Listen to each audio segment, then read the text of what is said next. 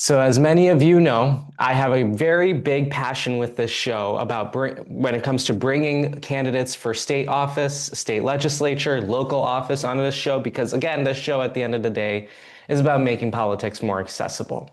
My guest for today's episode is one of those people trying to make politics more accessible, as well as running for state senate here in Illinois. It's a very interesting area with so many things that are always happening out there. I thought that it would be great to get some insights just out of here, out of our northwest suburbs as well. Joining me here today to talk about politics, the headlines, and a lot more, I'm joined by State Senate candidate Patrick Hanley. Patrick, thank you so much for joining us here on the Sean S. Show today. Thanks so much for having me. I'm delighted to be with you and great job with the show. It's been so fun to watch and see it grow. Thank you so much. Thank you for that. Before we get into our interview today, why don't you take a couple minutes to introduce yourself to my audience? For sure. So my name is Patrick Hanley. As Ishan said, I am running for the state senate in the ninth district of Illinois, which is kind of Evanston, the North Shore, out to the northwest, kind of northern suburbs, Glenview and Skokie. I'm a dad. I've got two small boys. I'm a business owner. My wife and I run an e-commerce company that sells bedding, pajamas, homeware, and sleepwears. So if you're in the market, and I'm an organizer. Last year, I co-founded Operation Swing State, which mobilized about 10,000 volunteers to go knock 250,000 doors in Michigan and Wisconsin. And I'm running for the state senate because I think that this is a critical time for our country and for our state, and that we should expect more from our public leaders. And we need to send more energetic, visionary organizers to places like Springfield and Washington. So first I might be in the market for that stuff. So I might follow up after the Yeah, for interview. sure. Um, But that's I love that part of the state. It's such a nice part along the lake. It's very peaceful. It's a great community. But I did not know as much about the Operation Swing State stuff, and I thought I'd ask you a couple of questions just about that. I mean, I we just had earlier this week, Kelda Roy. She is thinking of running for governor of Wisconsin, and the swing state stuff has just been on my mind as of late. So when it comes to races like yours, when we're thinking about races like Wisconsin, what do you think is the best way to be engaging voters in this era of time we find ourselves in? It's a great question. And I think that is the question that candidates and public leaders are wrestling with right now. And we are going to see who rises to the top and who wins primaries. I think this is why primaries are going to be vitally important this year, because while the Democratic Party has like an 18% approval rating or whatever it is, primaries are the opportunities for voters and constituents to pick who the Democratic Party is next year. So there's going to be a generational transformation of the party through retirements, through new leaders rising to the top. And so candidates right now are innovating how to reach folks and how to message on the values that we care deeply about. Personally, I'm an organizer, I come out of field organizing. I really believe that nothing beats the relationship and the showing up in the community, being present, active listening, organizing a group of volunteers that believe in your candidacy and your message, who can then go create relationships of their own. So we've already knocked 3,500 doors. We have a full college age kind of campaign fellowship program. We have field organizers in the field, and we've got about 100 volunteers right now collecting signatures for us. So we are building out a grassroots campaign in the ninth district. And I think that's what Democrats need to do, both to win our primaries and ultimately to reconnect with voters and win in November. Yeah, I mean, and you're running in a pretty healthy, I would say, when you speak of primaries and we think of your primary, it's a pretty healthy and competitive primary as well. Definitely. When you are going out to voters, you're knocking on doors. What is the biggest issue you're hearing about when you are out there? So one piece of advice that you always get when you're running for local or state office is don't worry about Washington, focus on your issues. And that is good advice for any year other than this one. Because when I knock on a door and when I talk to somebody in the community, the top five things they care about are the idiot, crazy, cruel things that Donald Trump has done in the last week. And another important lesson for candidates and for folks that want to get involved in politics is you meet people where they're at. You engage what they're thinking about. You don't tell them what to think about. And so what I'm hearing at the doors is, what the hell are we going to do when the federal government has gone completely AWOL? What are we going to do about masked secret police picking up neighbors and putting them in unmarked trucks and driving them down to Louisiana? What are we going to do when the federal government stops cutting checks for things like Medicaid or rural hospitals or for education? And what is the state going to do to step up to fascism in the United States? So that's a lot of what I hear about. And then the answer is we need dynamic organizing leaders who can be creative and thoughtful, pull solutions from outside the box, and stand up to this administration. It's an absolute travesty that what they're doing out in Washington. And I really like that point that you make. I think every local race has become nationalized because of these people. That's And right. it's not right. They makes me think of Texas, and I want to ask you about that in a bit. But when you do mention all this stuff, I think we can say it's courtesy of the big ugly bill that they just passed in Washington a few weeks ago. When you look at the effects of the big ugly bill, and there are a lot, as a candidate for state senate, you will, if you do win, you will be sitting in the Illinois State Senate. You'll be working with Illinois' budget. You'll be working with Illinois state programs in just a couple of years. And it is in that time frame that a lot of state programs are going to get affected in very terrible ways. Um, what are you telling people about this? Like, how are people asking you about this? And I mean, best case scenario for you, you end up dealing with this mess when you're in Springfield. Like, how are you preparing to deal with this? And what can Illinois do to maybe, I don't know, get out of this mess somehow? Ishan, can I swear on your show? I mean, yeah, sure. People are saying, "What the fuck?" Yeah. And that's what we're dealing with. And the honest to God truth is, none of us know. And none of us know how deep this hole is going to get. We are in a crisis, a historic crisis of federalism. The deal since the end of the Civil War, since the end of Reconstruction, and arguably, the deal has changed over time. So let's say since the end of the civil rights era, has been that there's a relatively benign federal government that largely gives resources to the states, does some big projects, but broadly tries to do no harm. And now we Right. have a federal government that has broken that deal time and again across all of the different policy areas that we do care about, from civil rights to education to health to the environment to basic research. So states are left with the bag, and blue states that care about government and that care about good policy, they care about mRNA vaccines, by the way. Uh, we are struggling to figure out, what can we afford? What can we afford to do on our own?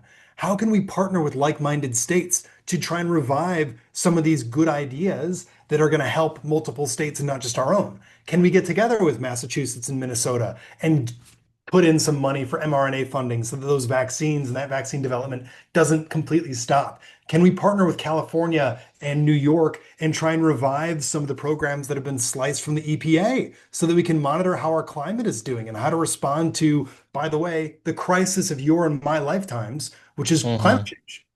So Yeah. it's a question of uh, it's a question of creativity. It's a question of values.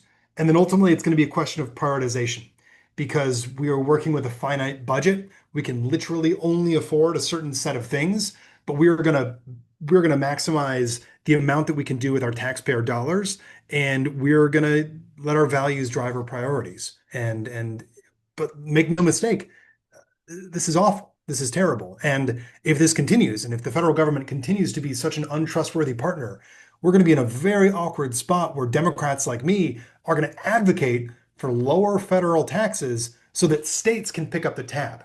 Because even Hmm. though there's been horrible tax cuts for the wealthy in Washington, that doesn't mean that there aren't progressive revenue solutions in places like Illinois, where folks can pay their fair share and then the state will get it done. So When you brought up a lot of ideas there. When and I've been asking this to a lot of people that have been campaigning to go to Springfield. When you do, if you do get elected, what would you say in your first, I don't know, 100 days, let's say 100 days, what would be your first policy priority goal? What do you want to get in working on as soon as you get there? Two things. First, we need to get a handle on the energy crisis that is coming. There is way too much energy demand and there is not enough energy supply. There are really smart renewable ways that we can shave the peak of our energy consumption, things like battery storage. We can invest in transmission wires, but the state needs to get ahead of this. Uh, the success of Illinois will be and has been really educated, extremely productive workers, great roads and infrastructure, fresh water, and clean and cheap energy. And we need to make sure that that fourth bucket stays cheap, stays reliable, and stays renewable. So there's a big piece of work that has to do with that. Second, and this is flies under the radar a little bit, but I think it gets to what Democrats need to do in order to be successful. I'm completely obsessed with government doing what it says it's going to do. I would love to go through state programs, to go through state forms even, and from a user experience perspective, try and make working with government much easier. If not joyful, then at least neutral. There was a program called the US Digital Service run by Jennifer Palka Hmm. in Washington, D.C. that did this. And the programs that they were able to retrofit and the policies they were able to recreate are seamless. They are just so much better. And every time somebody bumps up against a government program, especially in a state like Illinois, that makes them much less likely to trust us with big responsibilities in the future. So I really think that as the state becomes potentially more expansive in lieu of a federal government, that we need legislators like me to really focus on the state doing a really good job. I'm glad you bring up the second point. And I just sat through a briefing last week about the big ugly bill. And actually, one of the things that they're using to weaponize Oh, this whole administrative thing is these the way to fill out these forms, the administrative burdens that they're putting on. So if that's something that you want to work on, I can tell you a lot of people would be very happy about that because the whole let's make it as hard as possible to fill out a simple form thing is it's going to become a very big reality in all our lives. So how about when we pass a program to help people, we go out and make sure that it's helping people? right, What right, a like people can concept. actually use it. Right. So many people just can't. So that's something that's great to hear. Well, I want to talk a little bit about the headlines because there's a lot, and you are very active on social media about this. The Texas stuff. It's a lot of things. Of course, we are recording this on a Wednesday. The episode comes out on Saturday, so I'm sure things are bound to change. They have that Friday deadline that will probably come before we post the episode. But I still want to get your thoughts in this moment on everything that is going on. Um, for friends who don't know, Texas is trying to, I will say, cheat in the 2026 midterms. They are redrawing maps in the middle of the decade to pick their own voters so that they can cushion the blow of, I'm sure, a pretty devastating midterms coming towards the Republicans. And I say it's cheating because you never hear about states completely redrawing districts in a manner to basically put Democrats to be extinct in your state in the middle of a decade, the year before a midterm. But Republicans are doing that. Greg Abbott called a special session of the Texas legislature. Texas Democrats fled the state to states like New York and Massachusetts, but primarily have come here to the state of Illinois under the protection of Governor J.B. Pritzker in order to prevent a quorum, which prevents business from being conducted in the legislature.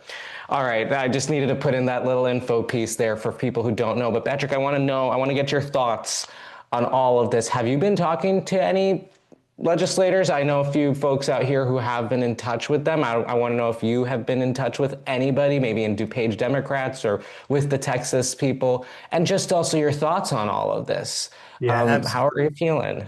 yeah. So first of all, this is such a blatantly cynical move by the Trump administration and a cowardly move by Republican-led states. Basically, Trump demanded that the Republican-led states go off and redistrict halfway between census years. And then the states went off and did it because this is what the states do now. This is what Republican states do. They cower to Donald Trump.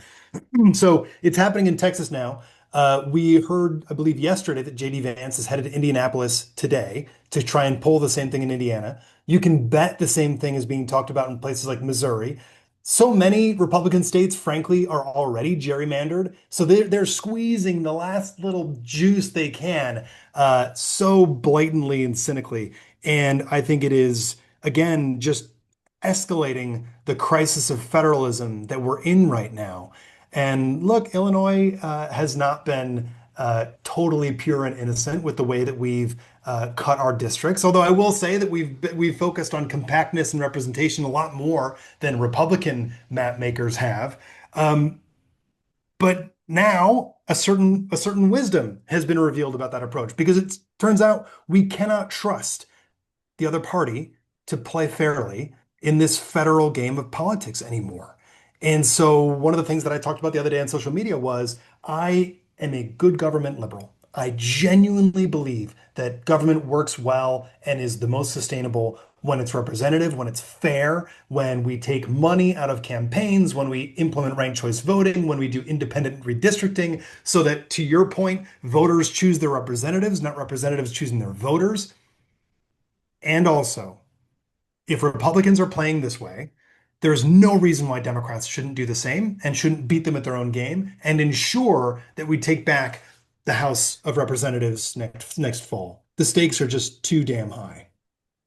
Yeah, and you mentioned that last bit. Governor Pritzker was on Stephen Colbert's show last night, and Stephen Colbert asked Governor Pritzker if he'd be open to maybe potentially redrawing districts as a response. I mean, California already has a pretty full-blown plan already, and other Democratic states are talking about it. Now, Illinois, as you mentioned, and I hate gerrymandering on both sides. I hate it with the passion, but Illinois I is agree. also sort of kind of gerrymandered out here too. Yeah. But Governor Pritzker did express some interest in maybe redrawing districts as a response. What are your thoughts on this possibility?